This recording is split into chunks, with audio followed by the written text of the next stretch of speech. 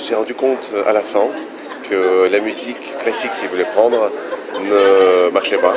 Et il a essayé plein de choses de tous les côtés. Mais il a compris qu'il voulait quelque chose qui soit fait sur mesure vraiment. Parce qu'en fait, peu de musique ou pas beaucoup de musique, ce qu'il lui fallait surtout, c'est que ça reflète vraiment l'âme du film. En plus, il y a une musique qui arrive à la fin, donc c'est très important parce que ça doit résumer un peu tout le film.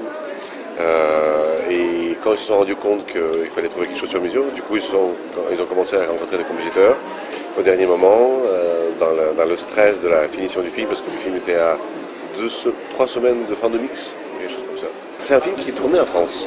Donc en fait, presque la totalité de l'équipe, c'est français. Je pense que voilà, il était en France, il habite en France depuis 12 ans parce que le film était extrêmement long à préparer. Il y a eu 3 mois de répétition avec les comédiens, enfin c'est vraiment à l'ancienne. Et voilà, donc il a rencontré des compositeurs français. Et puis ce qui est très drôle, c'est qu'après l'avoir rencontré et parlé avec lui, etc., il avait déjà écouté des musiques avant. Et il y avait un piano qui était à côté, et on est allé, je lui ai dit tiens, tu veux pas, j'ai une idée, viens au piano, je vais te jouer un truc. Je lui ai joué quelques notes de musique, et au final c'est ça qui est. En fait c'est ça, mais avec beaucoup de gros travail bien sûr par-dessus qui est resté dans le film. Il n'y a rien qui puisse nous faire penser que c'est du cinéma iranien. Du coup la question d'instruments traditionnels, c'est tout de suite a tout de suite disparu. Il fallait juste faire une musique qui soit le plus proche de la psychologie du film. Le réalisateur avait une idée très précise de ce qu'il voulait. Il voulait du piano et des cordes. Donc on n'a pas cherché très longtemps, on n'avait pas beaucoup de temps. Et on a fait quelque chose avec du piano et des cordes.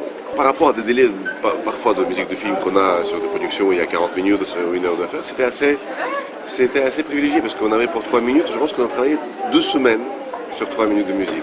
Sachant que la musique était choisie presque tout de suite et qu'après c'était note par note, on faisait des allers-retours, il venait travailler chez moi. En fait, on avait une base très rapidement et après sur cette base-là, on a fait des allers-retours. Il est extrêmement méticuleux. Je n'ai jamais vu un réalisateur aussi interventionniste. Mais interventionniste dans le bon sens du terme, parce qu'en fait, dès qu'il se rendait compte que ce qu'il avait demandé comme changement ne marchait pas, il revenait sans problème en arrière. Finalement, on a gardé la musique qui est assez proche de ce qu'elle était au tout début. Mais avec un travail très intéressant, une réflexion très intéressante, surtout sur chaque intervention d'instrument, sur chaque note. Quand tu sais que tu travailles avec un réalisateur qui a ce talent-là, tu te dis que c'est pour la bonne cause, donc voilà, tu t'énerves pas. Son cinéma est un cinéma extrêmement réaliste. Je pense que c'est un cinéma qui s'approche le plus de films documentaires, le plus possible évidemment. Et du coup, dans la réalité, il n'y a pas de musique quand les gens se parlent, il n'y a pas de musique quand les gens sont émus, il n'y a pas de musique dans les films de Asghar.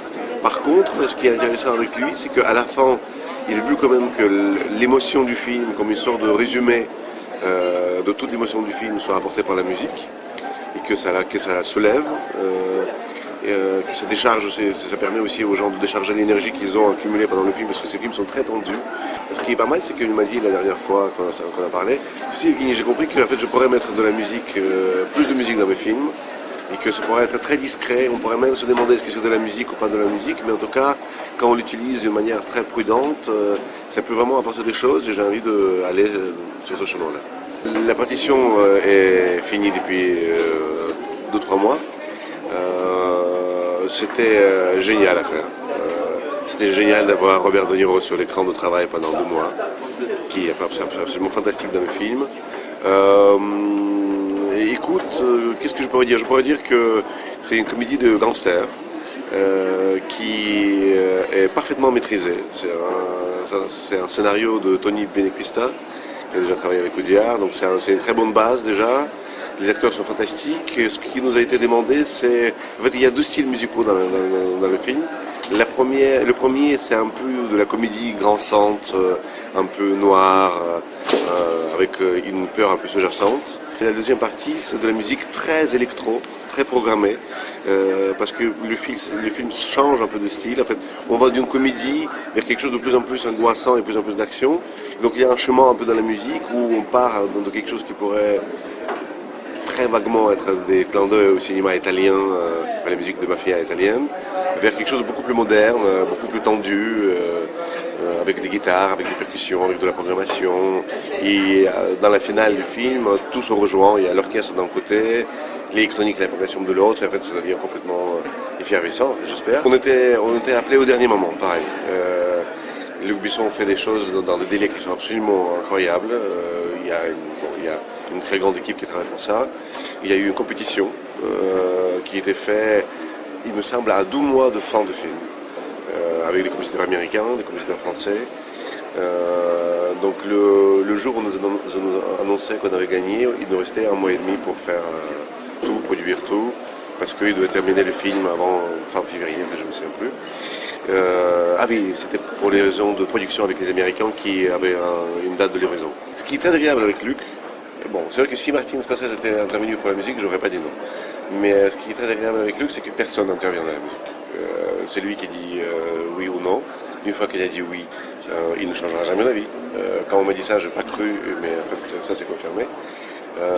Donc en fait, c'est très agréable de travailler avec quelqu'un qui a la décision totale et qui est extrêmement sûr de ce qu'il veut.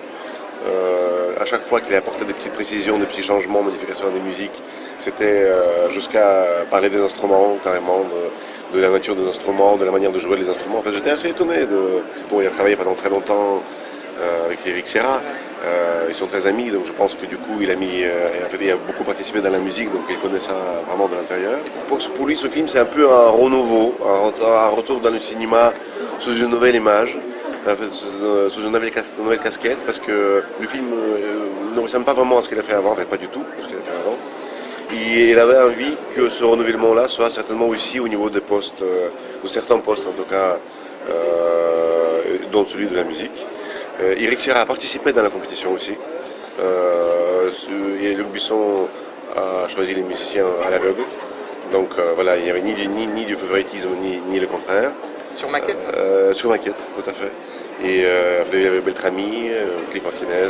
Ce qui a aidé, c'est que le responsable de musique EuropaCorp, Alexandre Mahout, avec qui ça s'est très très bien passé sur un homme qui voulait vivre sa vie, quand Luc lui a demandé avec qui tu penses que je pourrais travailler en France, voilà, il lui a sorti notre nom, en fait notre nom, celui de mon frère et de moi.